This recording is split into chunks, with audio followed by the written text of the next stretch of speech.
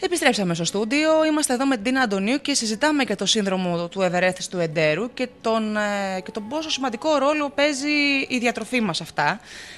Για το τέλος αφήσαμε για τη συζήτησή μας τον παράγοντα άγχος. Φαίνεται ότι είναι μια διαταραχή η οποία είναι μάλλον ψυχογενής και τον επίσης σημαντικό ρόλο που διαδραματίζει και η άσκηση. Ναι.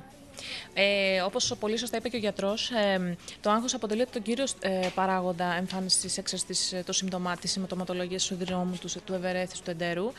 Γι' αυτό και αυτό που φροντίζουμε τουλάχιστον οι ειδικοί, ας πούμε, την πλευρά μας, όσο μπορούμε να βοηθήσουμε και τους ιδίους τους ασθενείς, θετικές σκέψεις, ενέργειες, ακόμα και μία μετακόμιση, ας πούμε, η αλλαγή του επαγγέλματος είναι δυνατόν να επηρεάσει και να βοηθήσει θεαματικά. Έχουν παρατηρηθεί ότι άτομα αλλάζοντας το επάγγελμά τους, είτε ακόμα αλλάζοντας και μέρος να κατοικήσουν, τους βελτιώθηκε η παρούσα αυτή η κατάσταση και όσο περνούσε ο καιρός παρατηρήθηκε ως και εξαφάνιση του συνδρόμου. Κοίτα να δεις τελικά πόσο μερικά πράγματα μπορούν να αποτελέσουν τη λύση για την ίαση του προβλήματος. Ναι, πραγματικά. Ναι. Δηλαδή, ναι, λέμε σε μια μετακόμιση, ναι, στην αλλαγή μιας δουλειάς η οποία μας αγχώνει πάρα πολύ. Και είχαν αποτελέσματα πολύ σημαντικά και διάβασα και μια μελέτη που το επιβεβαίωνε αυτό. Αλλά περισσότερο και έρχοντας σε καθημερινή επαφή με τον κόσμο, οι περισσότεροι εμφανίζουν κομμάτι προβλήματος στο γαστρεντερικό τους, κυρίως από το έντονο άγχος, καταπίεση στη δουλειά, στο εργασιακό κυρίως περιβάλλον, σε μεγαλύτερο βαθμό σε σχέση με το οτιδήποτε άλλο πρόβλημα. Είναι αυτό που λένε και οι γιατροί, Τίνα, αλλά και που το συζητάμε και μεταξύ μας, ότι το άγχος, το πολύ έντονο, αυτό που λέμε ότι φορτίζομαι καθημερινά και πιέζομαι, κάπου θα βρει να ξεσπάσει. Ξεσπάει, ναι. Και μάλλον είναι ο καλύτερος δυνατός τρόπος να ξεσπάσει σωματικά αυτός, γιατί εντάξει, είναι κάτι το οποίο είναι επιπονό, είναι κάτι το οποίο δημιουργεί προβλήματα, αλλά δεν είναι κάτι το οποίο είναι κακό. Όχι. Έτσι. Η ψυχολογική υποστήριξη, να πούμε ότι είναι πολύ σημαντική πέρα από τη φαρμακευτική και διατροφική υποστήριξη, κυρίως για τα άτομα τα οποία έχουν υψηλής έντασης συμπτώματα έντονου άγχους και υπερέντασης. Υπάρχουν διάφορες τεχνικές οι οποίες μπορούν να ακολουθήσουν, να εφαρμοστούν και στα άτομα αυτά, όπως είναι η υπνοθεραπεία, υπάρχουν διάφορες τεχνικές χαλάρωσης γιόγκα. Χαλάρωση, λένε και εδώ τα παιδιά στο chat. Χαλάρωση, το στρες σκοτώνει. Είναι γεγονός. Η καιρή είναι δύσκολη. Είναι δύσκολο επίσης να βρεις έναν άνθρωπο ο οποίος δεν είναι αγχωμένος για την καθημερινότητά του. Αλλά ένα λεπτό, αν κάτσεις να σκεφτείς σε τι σε βοηθάει το άγχος, θα καταλάβεις τίποτα. Δηλαδή τα πράγματα στην καθημερινότητά σου δεν πρόκειται να αλλάξουν επειδή είσαι αγχωμένος. Αντιθέτως, μόνο να τα χειροτερέψεις μπορείς.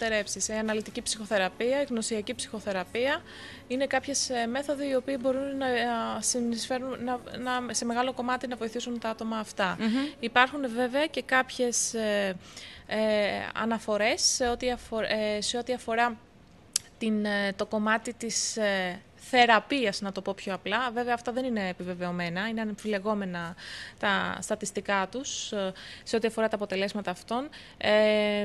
Είτε με τη θεραπεία καταναλώνοντας με εκχυλίσματα, εκχύλισμα αλόης, ginseng, έτσι, είτε από παγκρατικά ένζημα, αλλά και βέβαια τονίζω ότι ο ρόλος είναι πολύ αμφιλεγόμενος, οπότε αξίζει να τα αναφέρουμε. Και καλό είναι να τα ψάξουμε. Δηλαδή, καλό θα είναι να το ψάξει πάρα πολύ αναλυτικά και ο ίδιος ασθενής και να απευθυνθεί στο σωστό ειδικό, έτσι ώστε να του δώσει και τις σωστές κατευθυντήριες οδηγίες για το πώς μπορεί να το αντιμετωπίσει, γιατί είναι φόρος ζωής, όπως πολύ σωστά. Η συζήτηση αυτή σκοπό έχει να ενημερώσει. Δεν μπορεί φυσικά να επιλύσει το εξατομικευμένο πρόβλημα που μπορεί να έχει ο καθένας μας.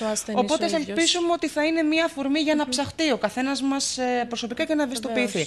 Και να κλείσουμε τέλος Τίνα με το πολύ σημαντικό κομμάτι αυτό της άσκησης. Όπως πολύ σωστά ανέφερες και εσύ προηγουμένως, ναι, οποιαδήποτε μορφή ενασχόληση, είτε περπάτημα, είτε κολύμπι, είτε κάποια μορφή αερόβιας άσκησης, είναι δυνατόν να επιφέρει πολύ θετικά αποτελέσματα.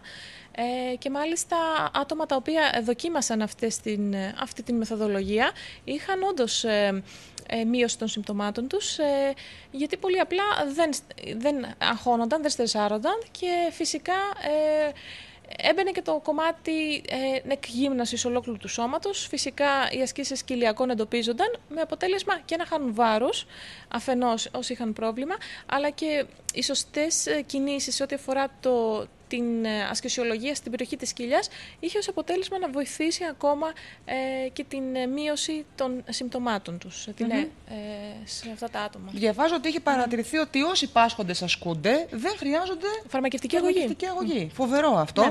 Και μια συμβουλή ότι όσον αφορά το περπάτημα, το έντονο καθημερινό περπάτημα που μπορεί να είναι από 20 έως 30 λεπτά, αυτό είναι το διάστημα που λειτουργεί ευεργετικά στη ζωή μας. Ναι, παίζει ρόλο και ότι πολλοί περπατάνε 5-10 λεπτά και σου λέει περπάτησα. Ναι, αρχίζει να ενεργοποιείται και ο μεταβολισμός. Βέβαια, μετά από το μισάωρο θα καταλάβουμε ότι αρχίζει και καταλαβαίνουμε και εμείς οι ίδιοι ότι βρισκόμαστε ήδη σε υψηλές, έχουμε και υψηλούς παλμούς και βρισκόμαστε ήδη σε υψηλή ένταση. Το νιώθει και το σώμα το ίδιο. Ναι, έχει πολύ ευεργετικό ρόλο. Και γενικότερα η αερόβια άσκηση αυτή που ωφελεί, όπως είπες και εσύ σωστά, περπάτημα, τρέξιμο, κολύμπι. Είμαστε στην καρδιά του καλοκαιριού, χορός βεβαίως. Νομίζω ότι όλα αυτά τα σπορ μπορεί να ασχοληθεί. Μπορούμε πολύ άνετα να τα εφαρμόσουμε. Λίγος χρόνος, λίγο παραπάνω για τον εαυτό μας και θεωρώ ότι μπορούμε να αντιμετωπίσουμε όσο το δυνατόν πιο ήπια το σύνδρομο αυτό. Μάλιστα. Λοιπόν, έχουμε φτάσει στις 5 ακριβώς. Κάπου εδώ θα πρέπει να σας χαιρετήσουμε. Να ευχαριστώ πάρα πολύ την Τίνα Αντωνίου που ήταν εδώ σήμερα. Και φυσικά τον κύριο Σπύρο Φίλη που είχαμε νωρίτερα στην τηλεφωνική μας επικοινωνία, τον γιατρό μας.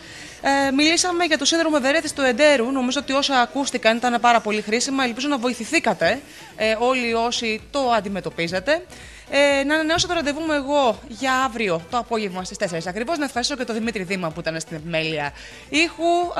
Παραμένετε φυσικά συντονισμένοι στο ραδιόφωνο της Ζούγκλας. Ακολουθεί Βασίλης Σάριμπαλίδης. Εμείς τα λέμε αύριο. Φιλιά πολλά σε όλους. Καλό απόγευμα.